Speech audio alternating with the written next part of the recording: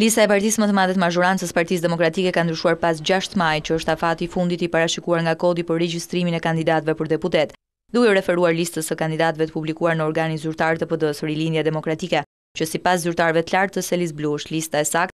2 emrat e fundit të qarkut të Tiranës janë ndëruar. Nga kjo listë është hequr administratori qes Said Dollapi si dhe administratori Sport Klub Tiranës, krenar Ali Mehmeti. Ata janë zvendësuar përkatësisht nga nënkryetaria e Forumit Rinor të PD-s Greta Koçi dhe Baki Sheu, këshilltar pranë Komisionit Sigurisë. I kontaktuar nga Vision Plus, krenar Ali Mehmeti ka deklaruar se nuk ka qenë asnjëherë kandidat i PD-s, pasi kandidon për Partinë Drejtësi, Integrim dhe Unitet.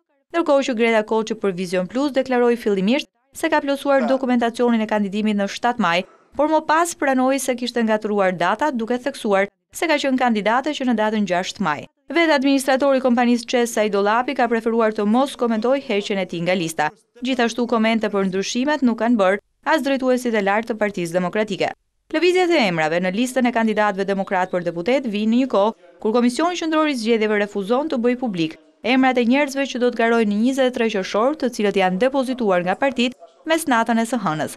Pavarësisht kërkesave të medias apo përfaqësuesve të partive politike, kryetaria e KQZ-s Lefter Jellëshi ka këmbgulur se afati për publikimin e listave është 14 maj, pas verifikimit të dokumentacionit.